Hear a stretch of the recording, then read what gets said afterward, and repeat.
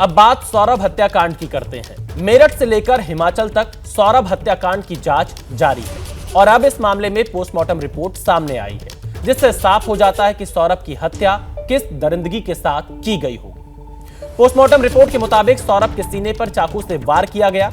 डॉक्टरों को सीने पर 3 चोट के निशान मिले हैं, साथ ही कलाई और गर्दन पर भी चाकू के निशान मिले हैं। शव को 14 दिन तक ड्रम में रखा गया था। यह बड़ा खुलासा हुआ है। पोस्टमार्टम रिपोर्ट के मुताबिक चाकुओं के वार से मौत हुई। विसरा को प्रिजर्व कर फॉरेंसिक लैब भेजा गया। वहीं शरीर में जहर और नशे की अभी पुष्टि हो नहीं पाई है। तो ये पोस्टमार्टम रिपोर्ट एबीपी न्यूज पर आप देख रहे हैं। सौरभ की हत्या के बाद जो ये पोस्टमार्टम रिपोर्ट आई है, इसमें बड़ा खुलासा हुआ है। सीने पर 3 चोट के निशान मिले हैं। बलराम पांडे हमारे संवाददाता इस बड़ी खबर पर हमारे साथ लाइव जुड़ चुके हैं। बलराम, पोस्टमार्टम रिपोर्ट को अगर हम देखें तो इसमें सीने पर 3 जगह पर चाकू से वार के निशान दिखाई दे रहे हैं, कलाई पर चाकू के निशान दिखाई दे रहे हैं, यानी बहुत ही बेरहमी से सौरभ की हत्या की गई है।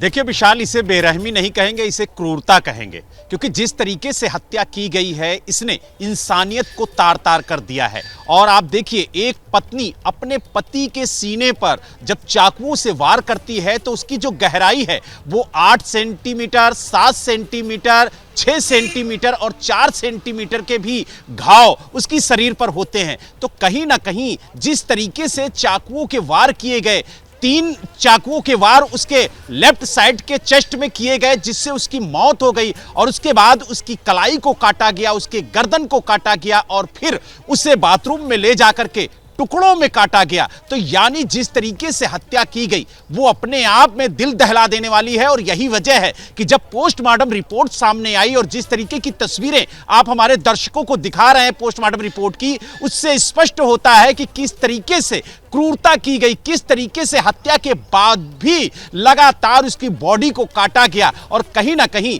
जो पोस्टमार्टम रिपोर्ट बता रही है उसके मुताबिक चाकुओं से उसकी हत्या की गई, यानी जो चाकुओं के वार थे उससे उसकी मौत हुई है। और आपको बता दें कि गर्दन में भी चाकुओं के निशान हैं, इसके अलावा कलाई पर चाकुओं के निशान हैं, सीने में कई वार चाकुओं से किए गए। और इसके अलावा आपको बता दें कि जो उसकी बॉडी थी, जो टुकड़ों में ड्रम के अंदर रखी गई थी, वो पोस्टमार्टम रिपोर्ट में खुलासा हुआ है कि करीब 14 दिन पुरानी थी। हालांकि पोस्टमार्टम में यह भी कहा गया है, इस बात का भी जिक्र किया गया है कि जो सीमेंट का घोल था वो डाला गया बॉडी पर, उससे जो बॉडी है वो धीरे धीरे गल रही थी। अगर वक्त रहते ये बॉडी पीएम के लिए ना भेजी जाती तो शायद ये जानना बेहद मुश्किल हो जाता कि आखिरकार ये बॉडी किसकी है और कितनी उम्र की ये बॉडी है। तो यानी कुल मिलाकर के ये एक सोची समझी साजिश के तहत हत्या की गई और इसकी प्लानिंग काफी दिनों से हो रही थी। और पुलिस की जांच में भी यह निकल के आया कि नवंबर से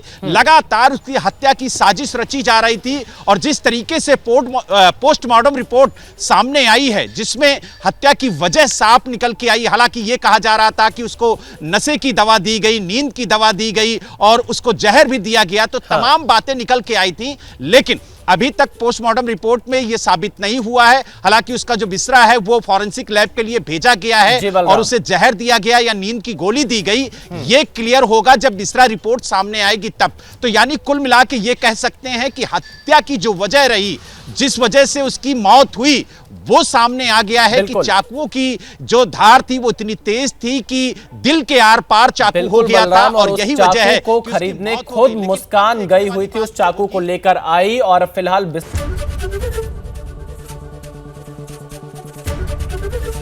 एबीपी गंगा, खबर आपकी, जुबान आपकी।